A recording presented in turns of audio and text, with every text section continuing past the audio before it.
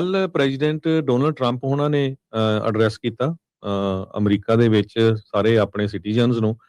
ਉਸ ਸੰਬੰਧ ਦੇ ਵਿੱਚ ਬਹੁਤ ਸਾਰੇ ਉਹਨਾਂ ਨੇ ਆਪਣੇ ਜੋ ਲਗਭਗ 1 ਸਾਲ ਕਹਿ ਸਕਦੇ ਹਾਂ ਵਿੱਚ ਜੋ ਕੁਝ ਕੀਤਾ ਹੈਗਾ, ਗੁੱਡ ਪੁਆਇੰਟ ਦੱਸੇ ਹੈਗੇ, ਉਹਨਾਂ 'ਚ ਕਈ ਝੂਠ ਵੀ ਸੀਗੇ। ਕੁਛ ਕੁ 4-5 ਪੁਆਇੰਟ ਜਿਹੜੇ ਆ ਆਪਾਂ ਤੁਹਾਡੇ ਨਾਲ ਸਾਂਝੇ ਕਰਦੇ ਹੈਗੇ ਆ। ਇੱਕ ਤਾਂ ਉਹਨਾਂ ਨੇ ਇਨਫਲੇਸ਼ਨ ਨੂੰ ਲੈ ਕੇ ਕਿਹਾ ਵੀ ਮੈਂ ਬਹੁਤ ਥੱਲੇ ਲੈ ਆਂਦੀ ਆ, ਜਦ ਕਿ ਉਹਨਾਂ ਦਾ ਖੁਦ ਦਾ ਆਫਿਸ ਇਹ ਕਹਿ ਰਿਹਾ ਵੀ 3% ਦੇ ਕਰੀਬ ਜਿਹੜੀ ਆ ਇਨਫਲੇਸ਼ਨ ਹੈਗੀ ਆ। ਤੇ ਜਦੋਂ ਪ੍ਰੈਜ਼ੀਡੈਂਟ ਡੋਨਲਡ ਟਰੰਪ ਹੁਣੀ ਆਏ ਸੀ ਉਸ ਟਾਈਮ ਦੇ ਉੱਤੇ ਵੀ ਜਿਹੜੀ ਆ 3% ਦੇ ਕਰੀਬ ਇਨਫਲੇਸ਼ਨ ਸੀਗੀ। ਉਸ ਤੋਂ ਬਾਅਦ ਉਹਨਾਂ ਨੇ ਕਿਹਾ ਵੀ ਟਰਕੀ ਦੀਆਂ ਪ੍ਰਾਈਸਿਸ ਗਰੋਸਰੀ ਸਟੋਰਾਂ ਤੇ ਬਹੁਤ ਘਟ ਗਈਆਂ, 16% ਡਿਕਲਾਈਨ ਹੋ ਗਈਆਂ, ਗਰੋਸਰੀ ਦੀਆਂ ਕੀਮਤਾਂ ਘਟ ਗਈਆਂ। ਉਹ ਹੁਣ ਜਿੰਨੇ ਵੀ ਤੁਸੀਂ ਗਰੋਸਰੀ ਸਟੋਰ ਤੇ ਜਾਂਦੇ ਆ ਤੁਹਾਨੂੰ ਪਤਾ ਹੀ ਆ ਵੀ ਗਰੋਸਰੀ ਦੀਆਂ ਪ੍ਰਾਈਸਿਸ ਕੀ ਹੈਗੀਆਂ। ਗੈਸੋਲੀਨ ਦੀਆਂ ਪ੍ਰਾਈਸਿਸ ਨੂੰ ਲੈ ਕੇ ਉਹਨਾਂ ਨੇ ਕਿਹਾ ਵੀ $1 ਤੇ 99 ਸੈਂਟ ਨੂੰ ਜਿਹੜੀ ਆ ਗੈਸ ਆ ਉਹ ਆ ਗਈ ਹੈਗੀ ਆ। ਪਰ ਕੈਲੀਫੋਰਨੀਆ ਵਾਲਿਆਂ ਨੂੰ ਪਤਾ ਤੁਹਾਡੀ ਗੈਸ ਕਿੱਥੇ ਆ, ਹਜੇ ਵੀ $4 ਦੇ ਲਾਗੇ ਛਾਗੇ ਘੁੰਮਦੀ ਆ।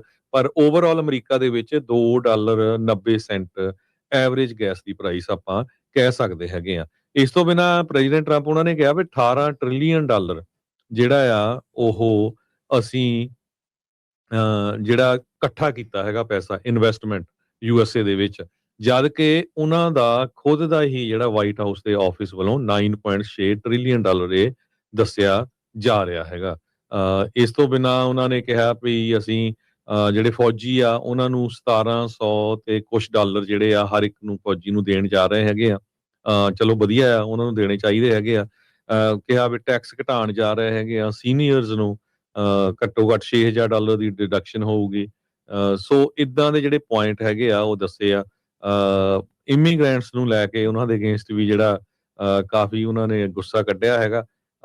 ਓਵਰਆਲ ਜੇ ਦੇਖਿਆ ਜਾਵੇ ਬਹੁਤ ਸਾਰੀਆਂ ਜਿਹੜੀਆਂ ਗੱਲਾਂ ਸੀਗੀਆਂ ਉਹ ਸਹੀ ਨਹੀਂ ਸੀਗੀਆਂ ਜਿਹੜੀਆਂ ਪ੍ਰੈਜ਼ੀਡੈਂਟ ਡੋਨਲਡ ਟਰੰਪ ਉਹਨਾਂ ਨੇ ਕੀਤੀਆਂ ਹੈਗੀਆਂ ਜੀ। ਕੱਲ ਪ੍ਰੈਜ਼ੀਡੈਂਟ ਡੋਨਲਡ ਟਰੰਪ ਉਹਨਾਂ ਨੇ ਐਡਰੈਸ ਕੀਤਾ ਅਮਰੀਕਾ ਦੇ ਵਿੱਚ ਸਾਰੇ ਆਪਣੇ ਸਿਟੀਜ਼ਨਸ ਨੂੰ।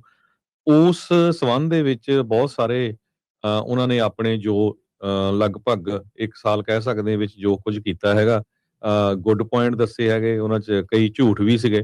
ਕੁਛ ਕੁ 4-5 ਪੁਆਇੰਟ ਜਿਹੜੇ ਆ ਆਪਾਂ ਤੁਹਾਡੇ ਨਾਲ ਸਾਂਝੇ ਕਰਦੇ ਹੈਗੇ ਆ।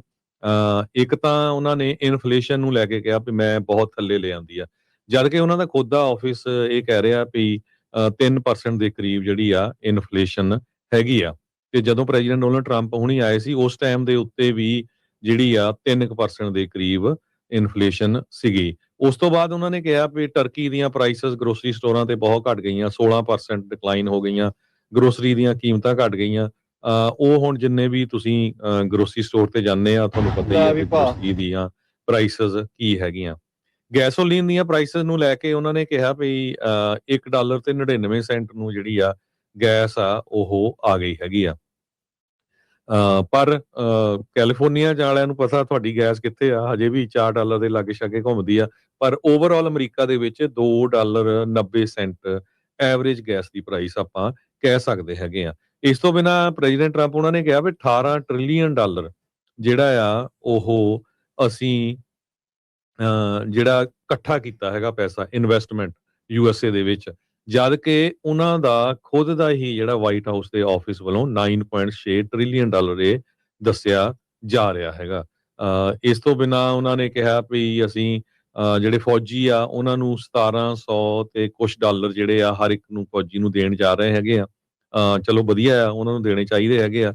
ਕਿਹਾ ਵੀ ਟੈਕਸ ਘਟਾਉਣ ਜਾ ਰਹੇ ਹੈਗੇ ਆ, ਸੀਨੀਅਰਸ ਨੂੰ ਘੱਟੋ ਘੱਟ $6000 ਦੀ ਡਿਡਕਸ਼ਨ ਹੋਊਗੀ। ਸੋ ਇਦਾਂ ਦੇ ਜਿਹੜੇ ਪੁਆਇੰਟ ਹੈਗੇ ਆ ਉਹ ਦੱਸੇ ਆ।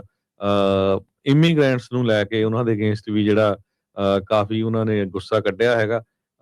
ਓਵਰਆਲ ਜੇ ਦੇਖਿਆ ਜਾਵੇ ਬਹੁਤ ਸਾਰੀਆਂ ਜਿਹੜੀਆਂ ਗੱਲਾਂ ਸੀਗੀਆਂ ਉਹ ਸਹੀ ਨਹੀਂ ਸੀਗੀਆਂ ਜਿਹੜੀਆਂ ਪ੍ਰੈਜ਼ੀਡੈਂਟ ਡੋਨਲਡ ਟਰੰਪ ਉਹਨਾਂ ਨੇ ਕੀਤੀਆਂ ਹੈਗੀਆਂ ਜੀ।